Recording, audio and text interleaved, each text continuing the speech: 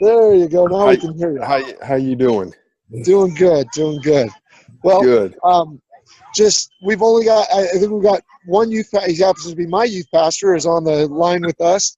And so we're excited about that. But as I told you earlier in the message, we're going to post this to our website, and we definitely have some people jumping on after the fact.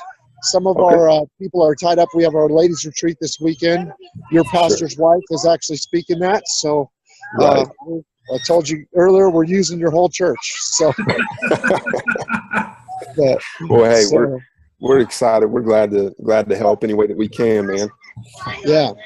So what I just want to kind of launch in and just like you to kind of share what's on your heart, just as far as equipping on that, and then would love to maybe have a little dialogue around that with Garrett and I and you, and then I think that would be helpful for everybody else that listens in later. So absolutely. First of all, thank you for I know Cliff kind of usually does this, but thank you for even asking to fill in.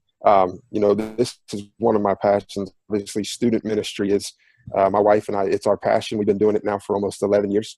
And so just seeing the next generation being poured into and really making an impact for future generations is something that's huge to us. So I appreciate it. And I appreciate the work that you guys are doing and everything that's going on out west. Great things are ahead, and I'm just believing that good things are on the road, man. It takes a village, and we're just gonna keep pressing on and keep doing what God's asked us to do, and He'll take care of the rest. That's it. Well, Jeff, why don't you tell us a little bit about yourself and kind of, you just mentioned a little bit about your experience, and so just kind of what you've been doing in youth ministry, and that'll help kind of as we connect further. So absolutely. Well, my wife and I, Brittany, we've been in, like I said, student ministry for almost 11 years now. We graduated from Lee University in Cleveland, Tennessee, and we were hired in December of 2007 at Twin Rivers Worship Center with Brian Cutshaw.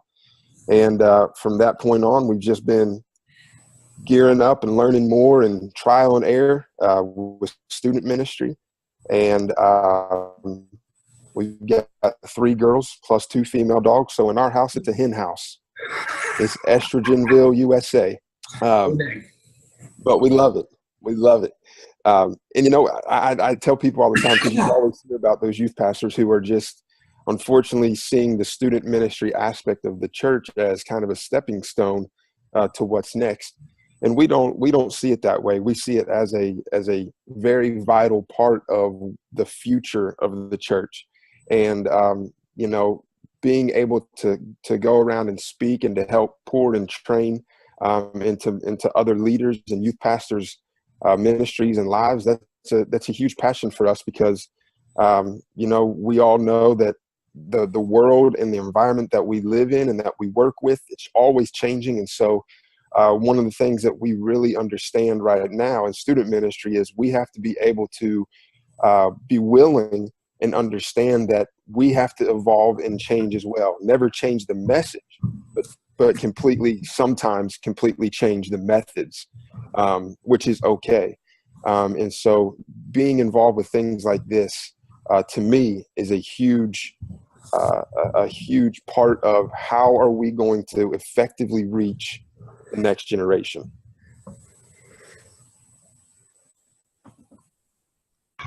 Well, so why don't you talk a little bit about that, just that idea of how do we determine when it's time to change, and how do we know what to keep, what to leave, that kind of thing. So okay, makes sense. Yeah, absolutely. Let me say this. How are we knowing what to change? Youth ministry today is not what youth ministry was even 3 years ago. Definitely not what it was 10 years ago. And so one aspect that, if it's okay, I just want to kind of touch on real quick. And we all have maybe heard about it, but sometimes we're kind of reluctant to really dive in and to maybe let this become part of our church or part of our youth ministry. is that the world we live in, you see so many different areas and so many different things and so many different people groups. They're able to effectively reach the students of today. But when it boils down to it, we have to know that in student ministry, to effectively reach those students, we have to first keep in mind that we have to be intentionally relational with where they're at and what's going on with their life. And so the one thing that I've really learned, the one thing that I've really seen over the last few years is that the days of just having 4-hour church services and revivals every week, which don't get me wrong, that is wonderful and that has its place. But sometimes in student ministry, that isn't the most effective way that I've seen to really reach a generation that is constantly changing and constantly seeing things move and constantly seeing things leaving and going, coming and going. And so one of the things that we've kind of really focused on and really have incorporated within our student ministry is the idea and the notion of small groups. Now, again, I know that is maybe not a new concept, but a lot of churches and a lot of student ministries in today's church culture see that as something that's taking the place of a service and not really pouring into students.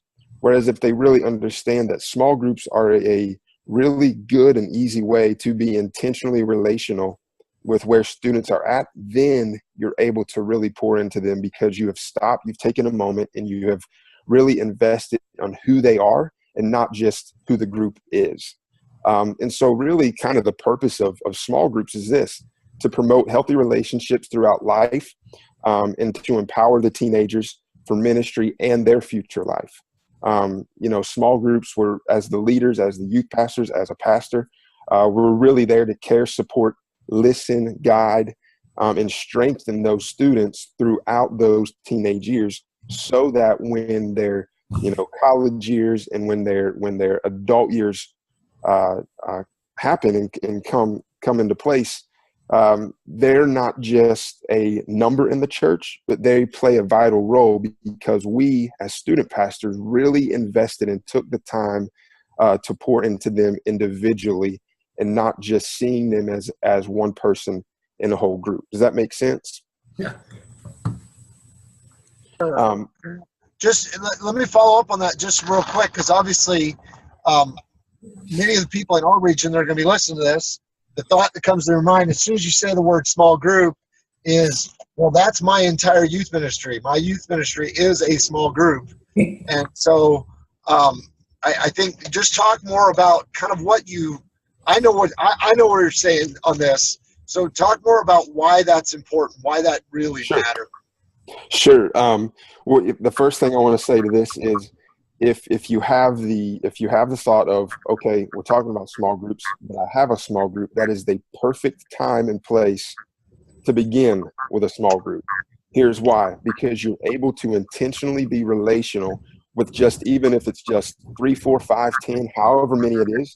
The number really doesn't matter. The concept of small groups is sometimes this: doing big small and doing small big, so that if you have a big group, you're able to not dumb it down, but you're able to at that point break that big group into a small group. And when you're a small group doing small groups, you're able now to think big because you're reaching intentionally with those 3, 4, 5, or 6, which then can cause a combustion in a sense with those to then reach out because you're intentionally taking time with those students. And so it will cause you automatically to think bigger.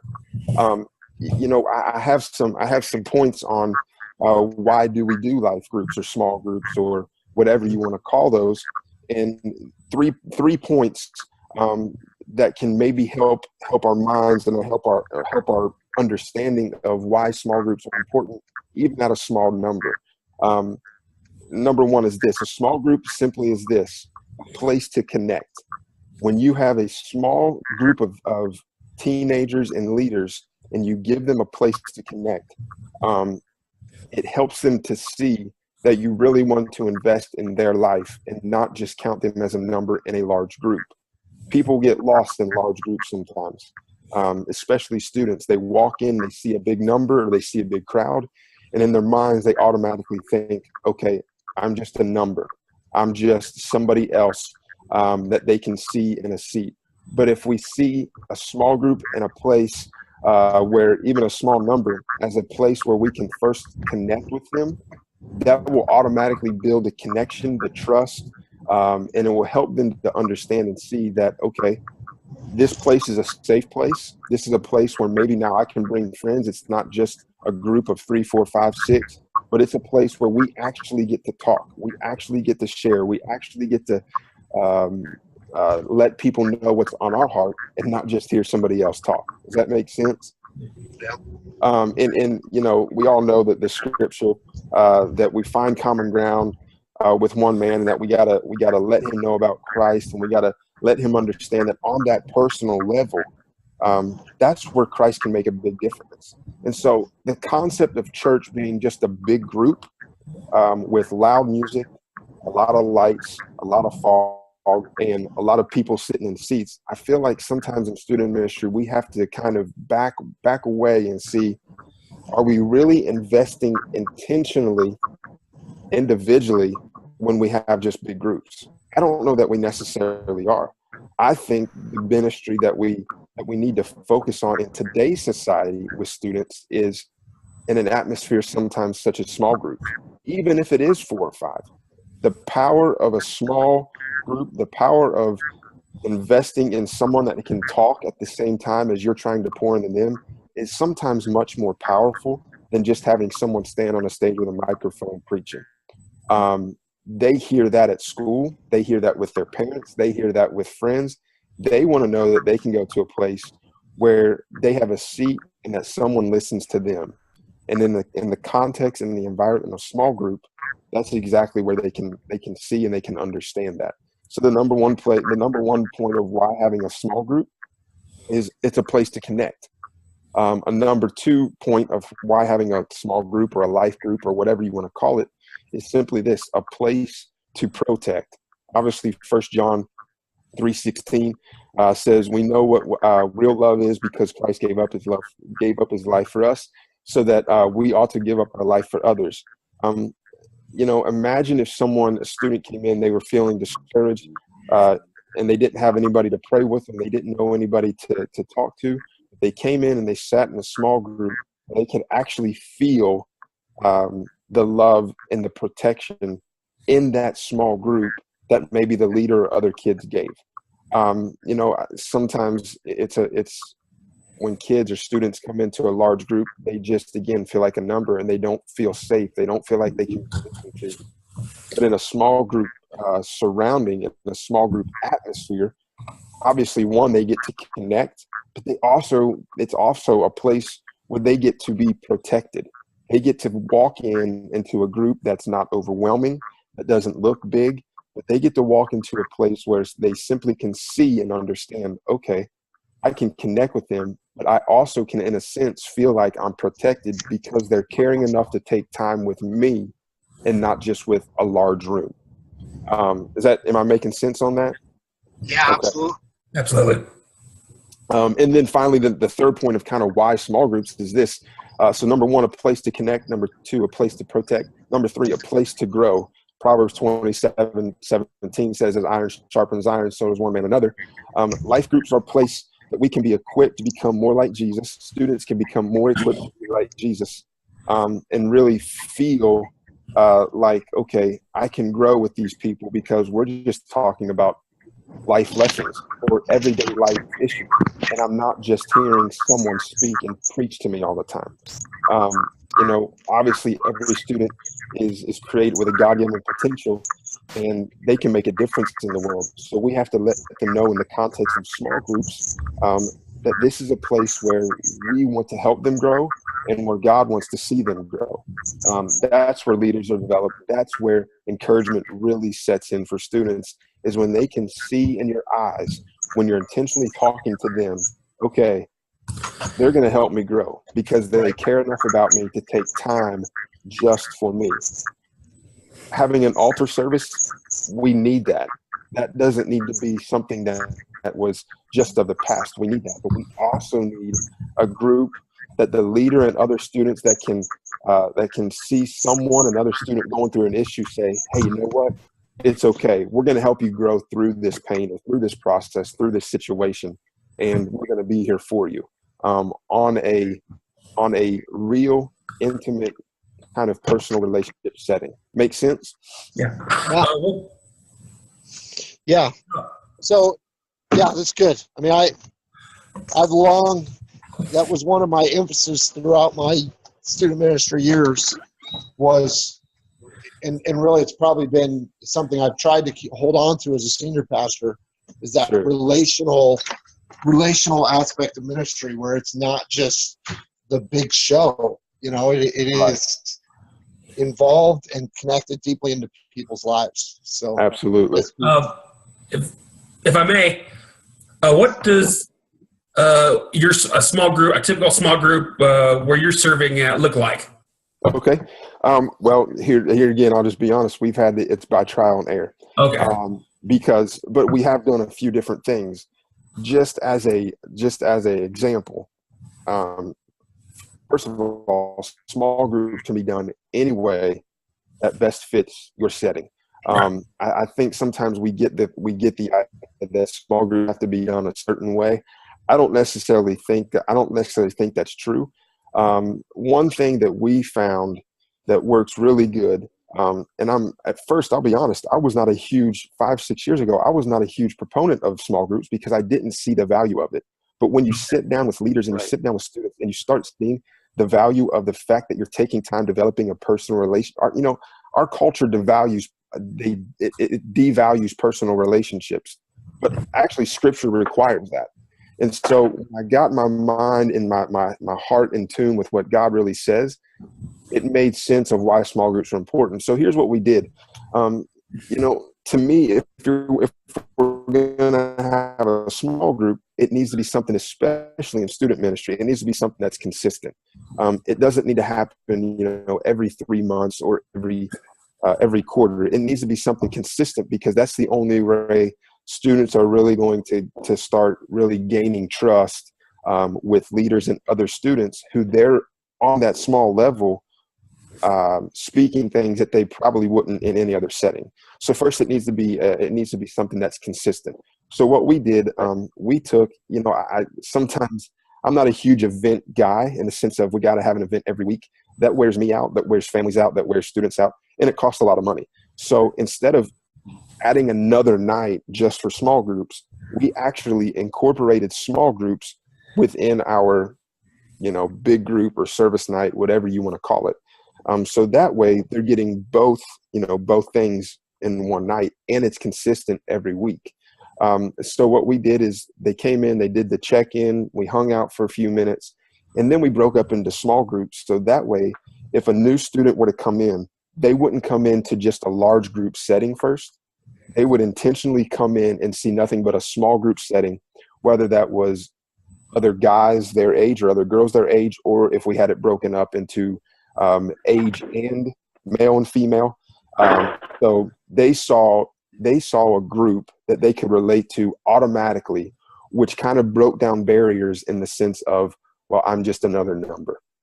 They couldn't say that when they walked out because we intentionally set them up to hopefully succeed in the sense of we wanted them to know we cared more about them as an individual and not just as the number that we can mark down in our attendance.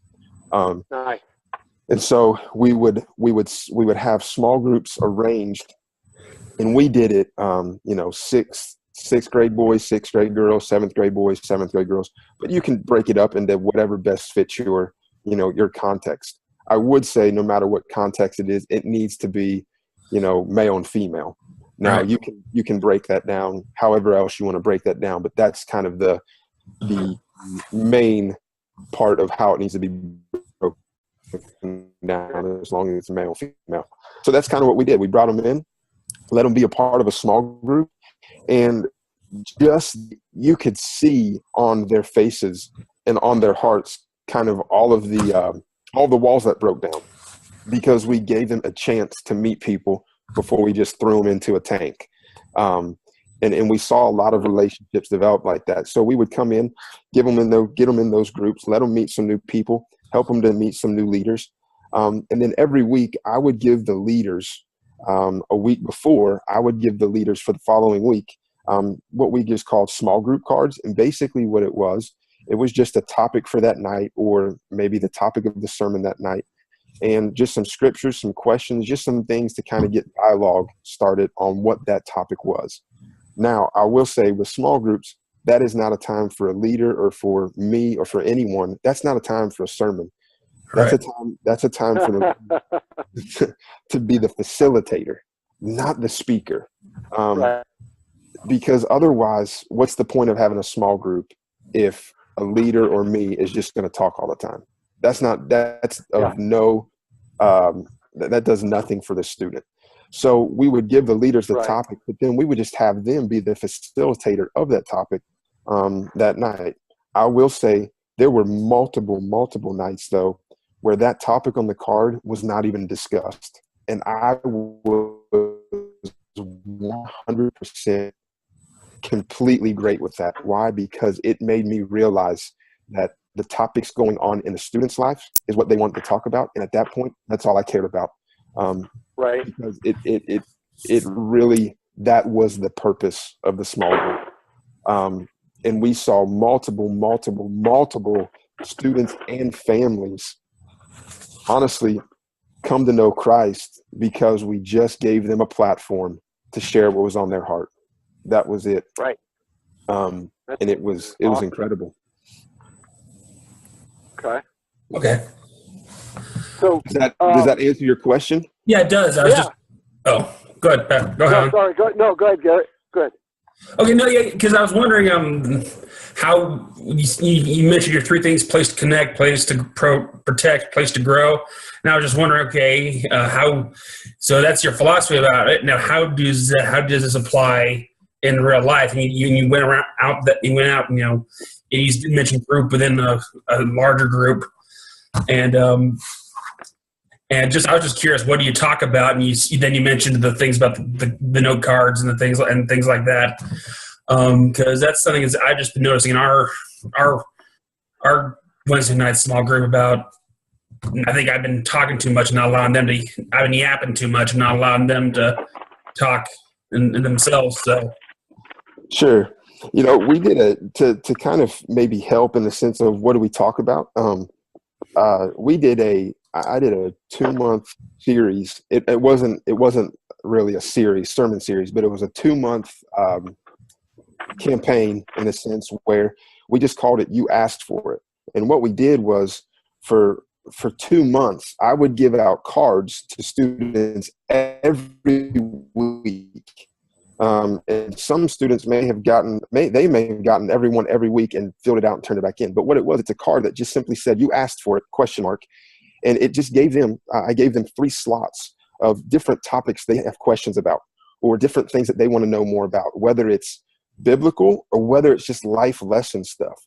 And so what we did is I collected all those, and from those answers, I probably gave me 15 to 20 weeks of topics to hand our leaders for life group topics, because it gave me free resources to hit on things that they were going through, which is huge. I mean, I could look up things on Google all day long of, you know, small group topics or this, that, and the other, but some of those won't apply to what those students are going through. So we got free resources of topics to talk about, but it was perfect because it was topics that they were going through or had questions about. And so everything that the small groups geared around those 2 months was what those students had on their mind, or what was going on, or questions they had about the Bible. So, I mean, it was perfect. They're the ones that gave the topics, but then we were the ones that gave them a place to talk about the topics, and that's all they needed. okay. Make sense? It does. Okay, perfect. What other questions do you or anybody else that's on here maybe have about that small group setup, or small group kind of, how do we first get it going? Do you have any questions about that? Now, you mentioned it sounds like with your group within a group, it sounds like you had your small groups that made a part of your overall quote unquote service time. Do you also do that like during a like a do you have like those off-site somewhere at some point, or is it all just basically around the service, your youth service? Both. And here's why I say that. We want to make sure that we're not just church wall oriented, but that we're also outside, because I don't want students just to think that what goes on in the church is church. Church is also building relationships outside the four walls. And so we gave those first 15, 20 minutes of service for life groups, had the rest of our service. And then what I asked for each life group leader, whomever was over the life group, that they would maybe once a quarter just kind of have some sort of outside, not even a meeting, but have an outside gathering that they could, spend time with those students outside of the church. And I didn't necessarily always want those leaders to just have another small group meeting at their house to where they talked more. I wanted them more to hang out and have, interactive time where it was them actually having fun and not just them talking with students. Okay. So that way it was always a mix. Because I know I've seen and been through this many times where it got boring for some students. And so I constantly wanted to make sure that they were on edge of, okay, what's next? So I didn't want them to ever think they understood or knew what was coming up. That would bore me. So I knew it would bore them. Right. And so let me ask you this, Garrett. The only reason I knew your name, Garrett, is because it popped up my computer. So, hey, Garrett, how you doing? Hey. How many students do you feel like you have that maybe you can start with if you decided to do small groups or incorporate it? Well, we kind of already do small groups, but it's in a traditional. Okay. We have Sunday school, which for us anyway is pretty heavily attended. Sure. And our Sunday nights those are kind of like our two big. Those are kind of like our two big events. Sure. Then we had we tacked on a Wednesday night because we needed something there, and though that's kind of sparsely attended, and that's honestly our biggest deal on Wednesday nights is myself and maybe 3 or 4 middle school girls. So that is a trip in and of itself. But like I said, I've just been trying those. So if we had a quote unquote small group time, those were kind of like our two mainstays right now. Sure. And correct me if I'm wrong in saying this, but your Sunday schools basically are a small group. Yes, that's what I was saying. Those two would be our small group time. That's awesome, though. So you already have multiple times for small groups, which the more multiple, chances you give somebody to be a part of something, man, that's incredible. That's awesome. Let me ask you this. Do you want to talk more about small groups, Pastor? Or, kind of where I have some more info on small groups as far as leader-wise, maybe how to set up a leader, find a leader, the purpose of leader, all that, or what other questions kind of do you have? Because I was just going to talk about small groups, but I want to make sure that I kind of talk about whatever you guys are feeling. I think for us, obviously expanding and enlarging our teams is going to be a huge part of what is a need in our region, because most of our teams is somebody that got signed up, they're flying solo, they have very little training or equipping. In general, Garrett has his credentials, so he's kind of an exception to the rule in our region here. So somebody to actually be prepared for ministry and to have gone through that process. That's not the norm, I should say. And so I would say, obviously kind of more around like, what do you do in that time? What do you do with the time? Because it's a volunteer individual, it's as much as we want to keep encouraging them to build a team, they're still going to be doing a lot of this by themselves. Sure. So I would say, and I shouldn't say by themselves, but they're going to be doing this with one or two people. So Sure. we just want to make sure that we're, just building on that, and just what does it look like to be, how do you get to that place where we don't allow our small groups to just become a mini sermon time? Yeah. You know what I'm saying? Like that, it's like miniature big church where we're talking at kids and we're not really listening. Sure. Absolutely. So. And, within student ministry, you're always going to have that battle, because sometimes they're just not going to talk. Right. And sometimes they're not going to open up. Unfortunately, that's the curse that we work in with student ministry. But I think that empowering as many other leaders, whether it's one, whether it's two, whether it's three, and let them know, right. hey, listen, you don't have to form a sermon. I just need you to help me dig in and find out what's going on with these kids' lives. That's the purpose of small groups. That's what it's all about. And so making sure that they understand that they have a place. I think so many times, unfortunately, in the church, a lot of people feel like the pastors, youth pastors, the worship pastor, they're the only ones that have the right to, speak and preach or do. Man, that's not the case. The Bible says that we're to equip all the saints. We're to equip everybody. And we have to let them know that this isn't about us, that in fact, it's actually going to be it's probably going to be more effective at times if they're the ones that speak into the student's life. Yeah. They get to hear us speak all the time. But if they could understand that, hey, listen, I need you in the sense of you can help make a difference in ways that I can't because I'm the normal guy. Our students in today's generation, they like the unnormal, if you will. A lot of them would not admit this, but they like change. And so the fact that it's just somebody else speaking or facilitating or asking the questions, and to me, that's where I found I didn't have to do anything. I just gave the topic and let them roll, let them go, let them understand that you have the power. And honestly, you're kind of the tipping point sometimes in our students' growth because they get to open up to somebody else. It's something that's changed. Right. It's something that's new.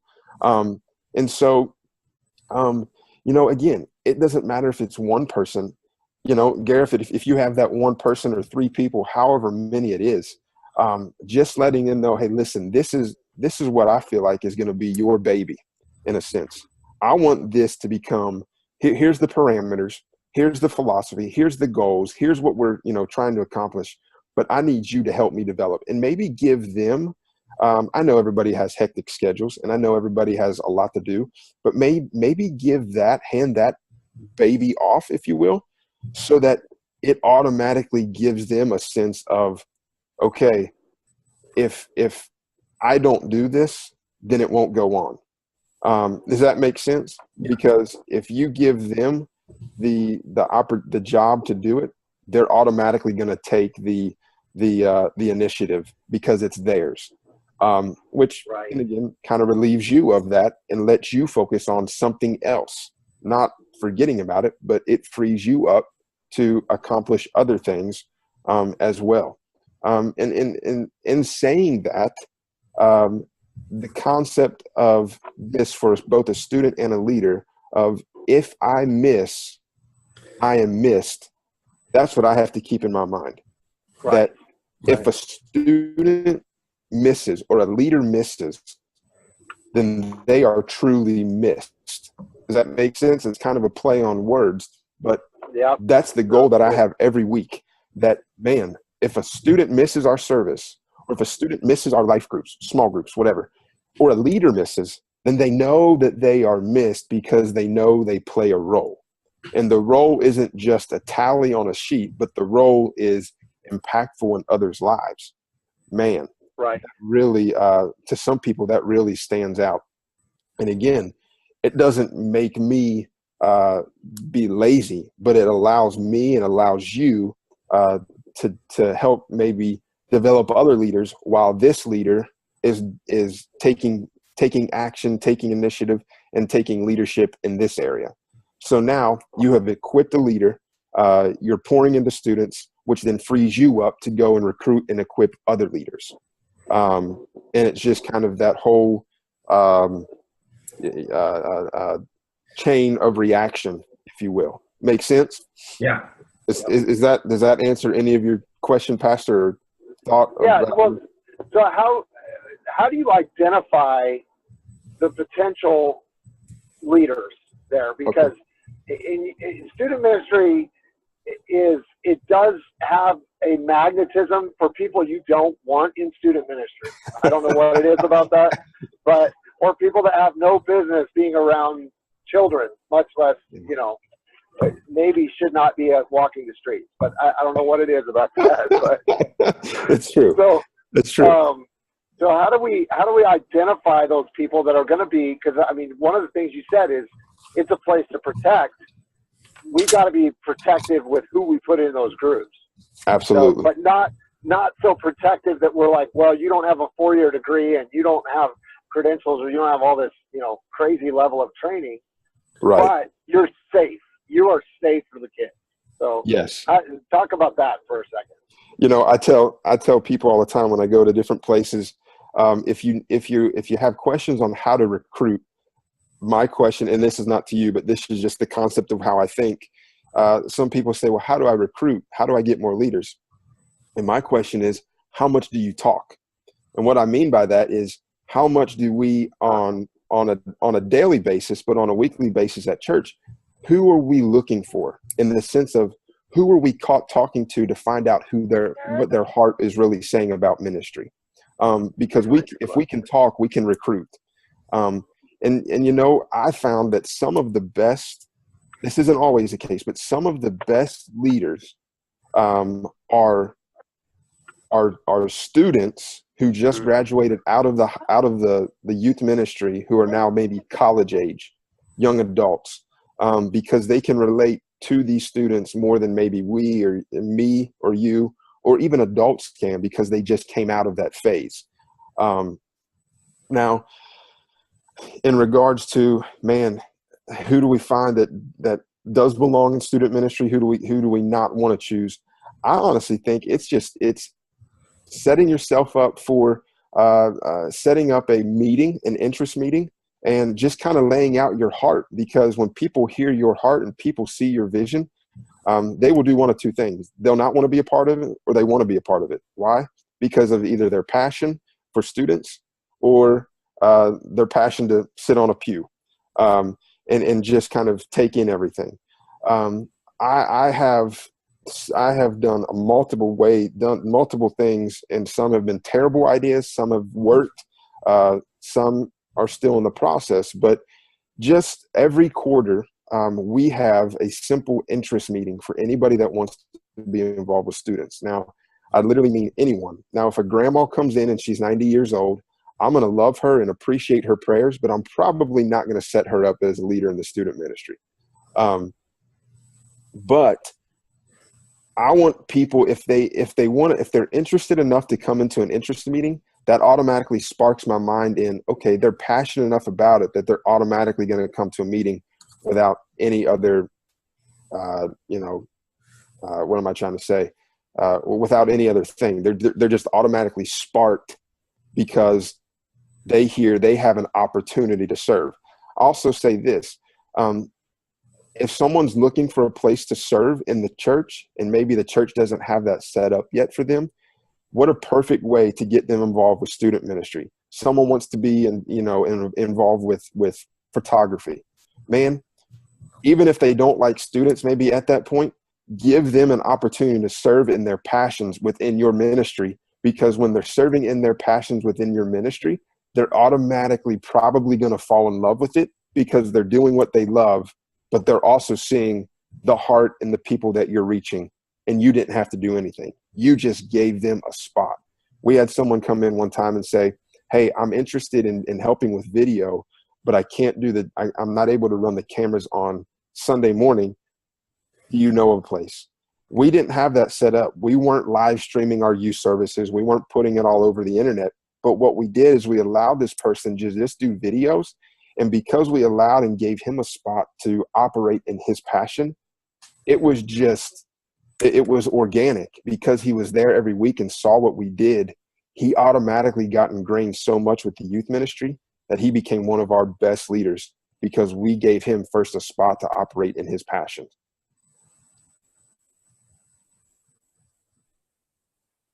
Myself there. Okay. So what makes, and I guess it's just kind of the context of your small groups, kind of dwelling there. So it's like that's really where our theme is at today. How are you developing those? You said that you encourage them to meet once a quarter. Is that, or do they have a little more? Do you have some of those that are meeting, every few weeks or even every week outside of your normal ministry time? Well, yes, we meet every week at the church for service time, but then we meet, I try to have them do an event or do some sort of outing outside the church at least every quarter. Okay. Now they can do more. That's just to me, that's just kind of a way to make sure that we're staying connected outside of the church.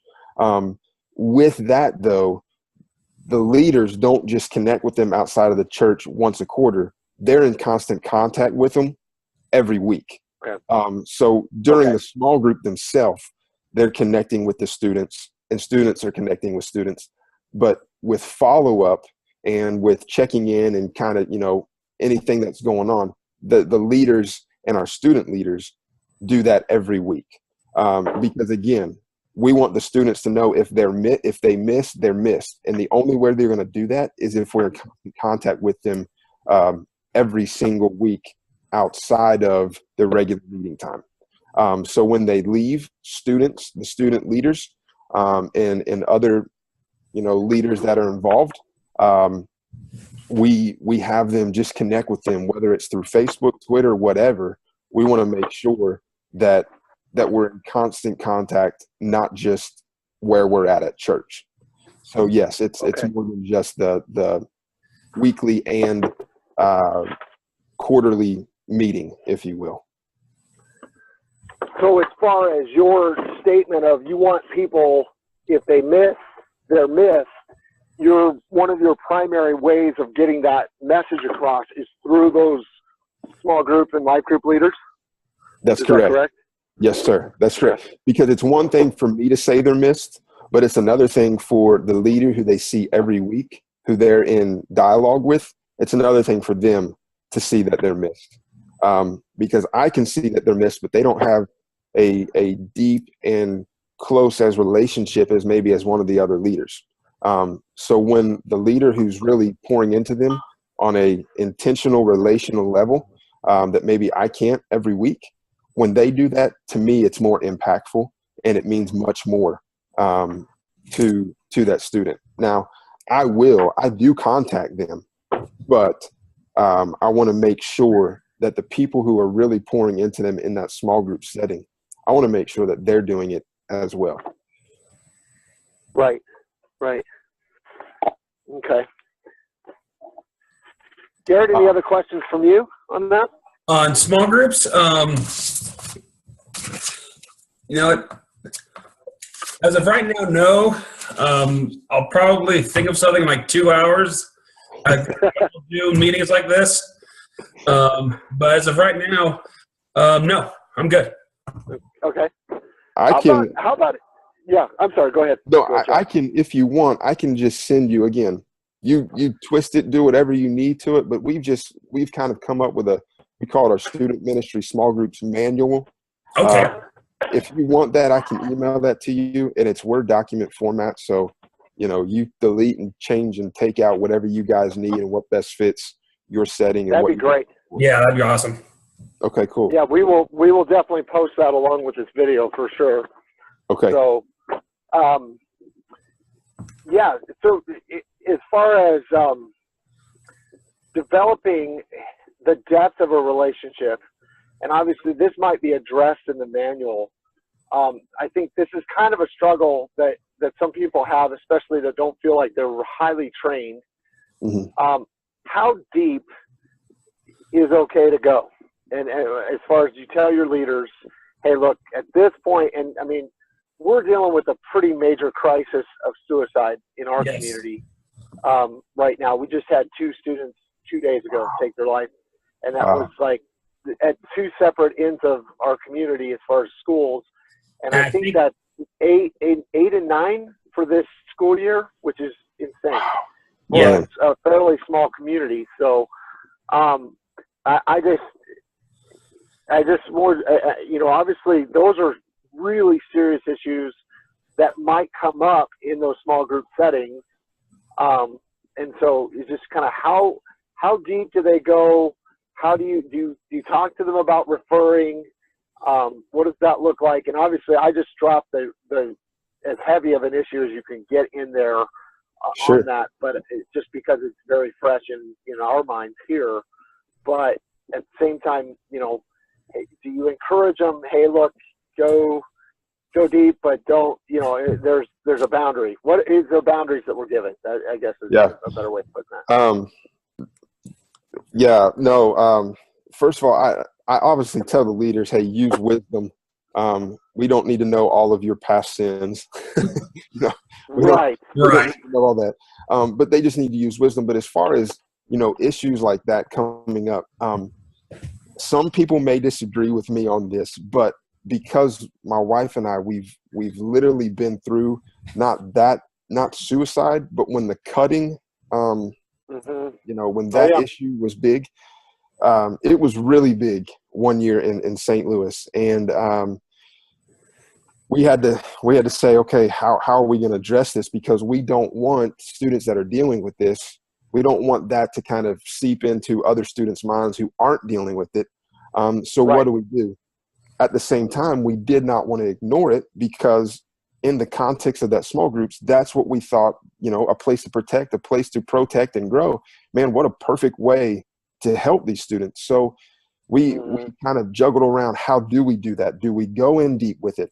And because we didn't want to infect, if you will, the minds of other students who weren't dealing with that, what we did was we realized that there were multiple small groups, both male and female, that were dealing with that issue of cutting. And so we took about 3 weeks, and we really kind of put our heads together with 2 of our leaders, and we said, okay, what's the best way that we could, you know, handle this without it becoming a hot topic and a cool thing to do just because it's epidemic. Yeah, and absolutely. And so what we came up with was, again, some people may have a problem with it, but it was very effective.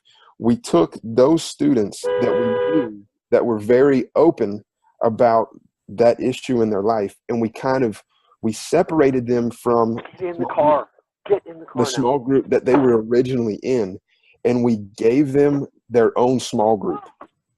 We gave them a place and a leader who we had been in contact with, and who we really talked through a lot with and trained them, and they did their own self-training in that topic. But we gave them a place. Basically, I don't know how else to put it. We gave them their own AA. Right. Well, we gave them their own group. So go ahead. No, I was just going to say, I think that's really important, because I made the opposite mistake in that same era. You know, I was doing student ministry. We had some small groups, and I had a leader. We actually were doing a student leader thing where we were actually trying to develop student leaders within these groups. And I had one of the student leaders was dealing with that issue. Well, next thing you know, this whole group was experimenting with self-harm. And so it was, I mean, it really was not a good thing at all. And so, I mean, it's one of those huge blunders of my youth ministry days, but you have to, hopefully you learn from your mistakes, but I think it's important to kind of not allow that. I don't know. that's a tough thing, because I mean, you see it anytime you go to an event. If you go to Winterfest or something like that, if one of the kids in a room gets sick, yeah, you know, even if they're not really that sick, they're kind of a drama queen or whatever, right, and they're one of your guys or whatever, and he's still a drama queen, but you know, and they next thing you know, everybody's sick. Everybody's got something. You know, the food must be food poisoning or whatever. It's just, that's a lot more lighthearted topic, so I can easily joke about that a little easier than the other two that we were discussing. But it is, you've got to protect that. You've got to. So I think you are wise to just say, okay, so how do we? What did you do to prepare those leaders? Because that's such a complicated issue, and even in that time, we were getting so much conflicting information about how to deal with that, what was really the underlying cause. I mean, I know that I had went some rounds with some people who said, no, if somebody's cutting, they are not interested in suicide at all. And I'm like, nah, you can't make blanket statements like that. So right. I just was, fortunately, nobody continued on that. But how did you pair?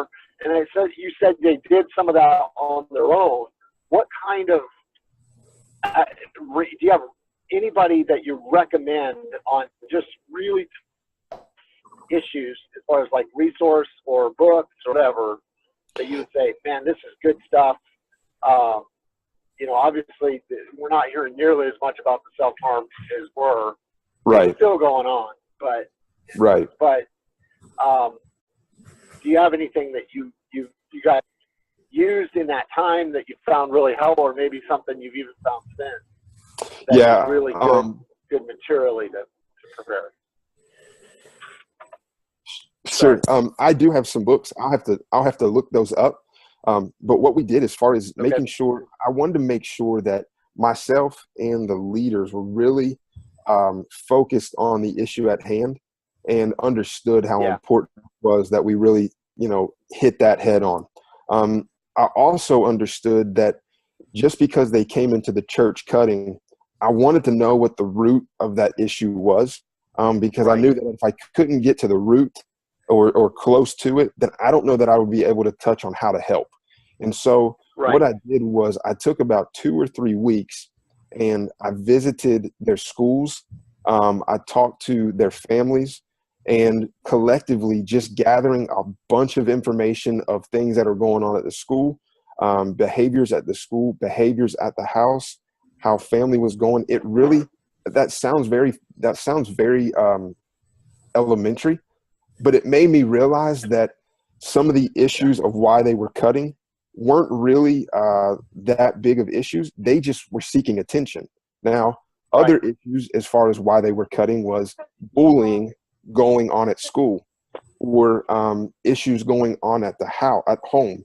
And so that helped me to kind of not just focus on cutting, but it helped me focus on the other reasons of why they were cutting, such as bullying, such as, families breaking apart, divorce, abuse, things like that, which then we were able to hit on and talk about maybe in a sermon type setting, so that it wasn't pointing that one person out, but it was giving information to everybody in the big group setting. And we passed that information along to the leaders, as well as some other books and other resources. But really what helped me kind of tackle that was unfortunately the other life issues at hand, which resulted in the cutting issue. Because I knew that no one would just go cut to be cutting. It was either a circumstance going on at home, it was something going on at the school, or it was attention. Because it was those 3 things. They're at school most of the time during school year. Then they go home. So where else are they going to get this idea of self-harm? So I knew if I could tackle the root of that issue, then that would really help me understand where they're coming from, and our leaders to really understand how they could help them stop the cutting. And once we hit on the topics of bullying and abuse and divorce and things like that, man, it really tackled and kind of solidified the fact of why they were cutting. The Right. cutting was the result of other issues. And so sometimes I realize sometimes we forget that sometimes things like that, that's not the root, and that's not really even the topic that we have to discuss. The topic is the other things that lead up to that act. Yeah. Which really, I'll be honest with you, my number one resource was the schools, because they could fill me in on what that student was like and what they were kind of going through and their attitude throughout the week, when we only get to see them, 2 hours a week? So we don't have much to go off of. But the schools and the teachers really helped me understand that individual on a much bigger scale. Wow. Yeah, I mean, I love that you went that route.